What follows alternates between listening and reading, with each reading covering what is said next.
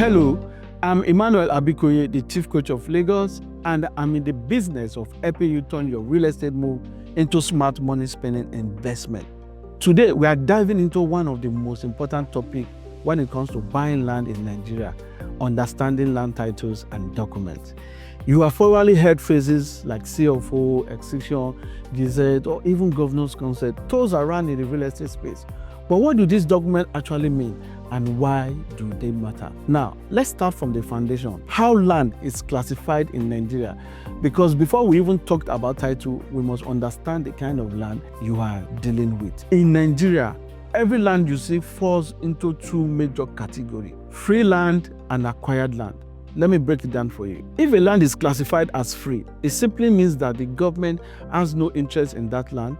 It is safe to buy, no wahala. You can process your title documents smoothly and no hidden issues. But please note, if a land is free and you bought and you did not proceed to perfect your title on it, it can be committed later if the government finds any use for it, most especially if the land remains empty. So what this means is that a land that is free today does not mean it's going to be free forever. The second category of land is acquired land. If land is acquired, that means the government has marked that area for something, especially in urban developing zones, and you have to tread carefully. When a land is acquired by the government, it's either committed acquisition or general rural acquisition. Now listen well, because this is where most people get trapped and stand the risk of housing demolition. When a land falls under committed acquisition, it's a big red flag and a no-go area. Committed acquisition simply means the government already has specific plan for that land, maybe for road, for hospital, for airport, or even government scheme. It means that land belongs to the government and is not available for any individual or private use, no matter what any agent tells you. If you buy land under committed acquisition, you are just a tenant till the government show up. And trust me, they will show up. And that's why we are having housing demolition in some places. When a land falls under global or general acquisition, it means the government has acquired it, but they haven't decided what to do with it yet. Some of this land can be released to the public through a process called Excision, Land Regularization, or government land allocation. Let me explain. Excision is when the government decides to release a portion of land, maybe back to the original family or the community that owns it before acquisition. It's like saying, you know what, from this 1,000 hectares of land, we will return 400 hectares to the family or to the community. That release portion becomes what we call excised land, and that is how it becomes free and safe to buy. Now, here is the important part. Once a land is excised, the process is recorded officially in a government record called Gazette, which I will break down properly in my next episode. But wait, what if the land was sold before excision happened?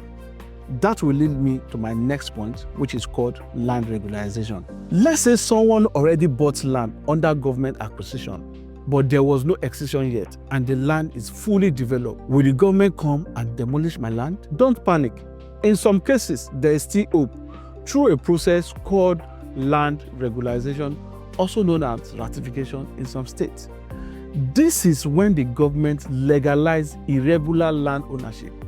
You have to apply, submit your documents, you get assessments, you pay the necessary fee, and if everything is checked well, the government may approve and legalize that land ownership. Please note, the rules for regularization varies from state to state, so always check with the land registry in your location. So let's recap quickly what I've said so far. Land can either be free or acquired. Acquired land is either committed, that is no-go area, or global. Global acquisitions can become free through excision, regularization, and government land allocation, which I'm going to talk about in my next episode. Excision leads to Gazette, which is also a big deal.